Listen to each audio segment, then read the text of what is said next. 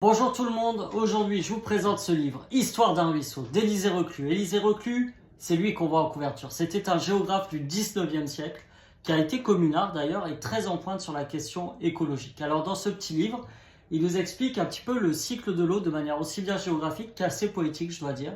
Ça va de la source au ruisseau donc, en passant par la rivière, le fleuve, l'océan, mais aussi les nuages, les glaciers, les nappes phréatiques. C'est très intéressant et ça me permet de vous parler de la question de l'eau que je vais être amené à aborder ces prochains jours parce que j'ai l'honneur d'être chef de file de notre groupe parlementaire sur une PPL du groupe Lyot qui vise à la question de la gestion de l'eau par les collectivités locales. Et à Toulouse, nous sommes particulièrement concernés puisque vous savez, si vous êtes habitant de Toulouse Métropole, que M. Moudinque vient de faire augmenter les factures d'eau de 42% selon les saisons. Alors forcément, ça va avoir un impact sur le pouvoir d'achat des gens et ça pose aussi la question du contrôle public de l'eau puisque aujourd'hui, par exemple sur Toulouse Métropole, eh bien, c'est une multinationale, Veolia en l'occurrence, qui se gave. Et puis l'eau, c'est un sujet qui a été porté aussi par nos eurodéputés, je pense particulièrement à Marina Mesure, qui dans une directive sur la question a permis qu'il y ait l'obligation désormais de savoir dans les analyses d'eau s'il y avait du glyphosate ou non,